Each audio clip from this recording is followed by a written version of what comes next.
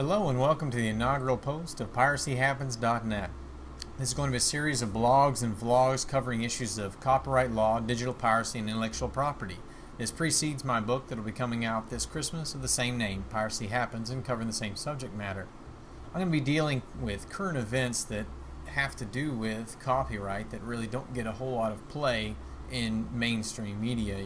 Not necessarily things you see on the news, but things that are of interest when it comes to people who are concerned about information, the way that it's used, and are maybe unsure about what effect piracy has on the distribution of media and the control of information.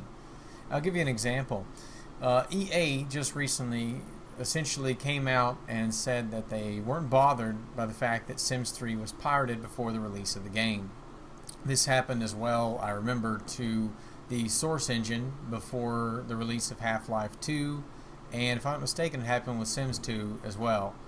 And normally, especially when it's released just before whatever is going to be actually released, before the release date, I should say, it's always a big deal, or at least made to seem like a big deal, such as the full-length movie that could be downloaded off the internet of Wolverine before Wolverine premiered in theaters.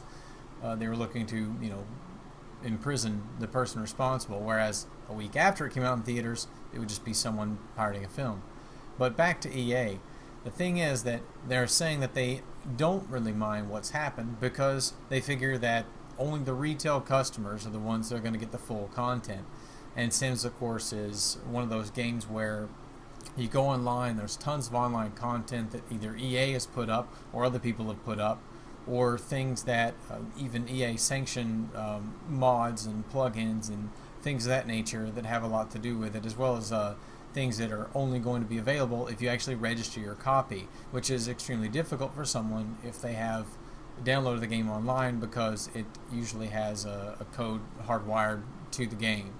So, what does this actually mean? Well, honestly, I think it's a good sign. I think it means that it's going to be less about looking at this old model, and that is our only way of making money is by selling the games out of the store, and the only way we're losing money is because of piracy and people not going to the store to buy those games.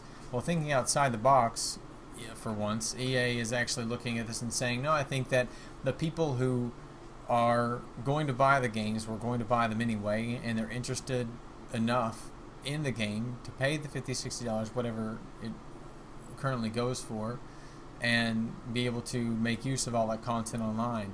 There is a caveat there, though, and that is that my concern is that a game will be released and it will be virtually incomplete, assuming that the person who buys the game is going to have a high-speed internet connection and be willing to connect and download all the patches, updates, and as well as the extra content.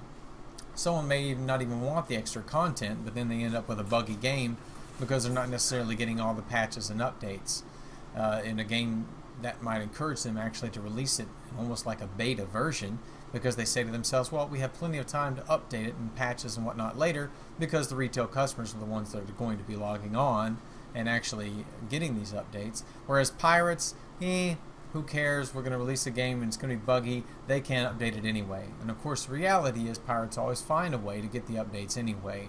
And there's sites specifically that contain no CD cracks, so they don't need the CD, and then patches so you can patch up the game. And these patches really only come after a patch was released by the company by a matter of days in some cases. So in this case, it's potentially the only person really being hurt are the retail customers.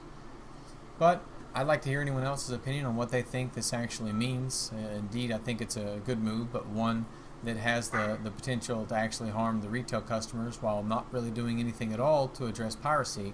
Now, granted, in some cases that's good that you're not trying to address it, because piracy, I would argue, is systemic, and you might be able to stymie the flow of it, but you're never going to stop it. You just don't want to punish your retail customers in the meantime. Anyway, this is an example of the things I'll be covering. Hopefully I'll have one vlog per week is the goal. And please come to my website, piracyhappens.net. Check out my other posts as well as the description of the book that's up and coming. And I look forward to any other opinions people have on the subject matter.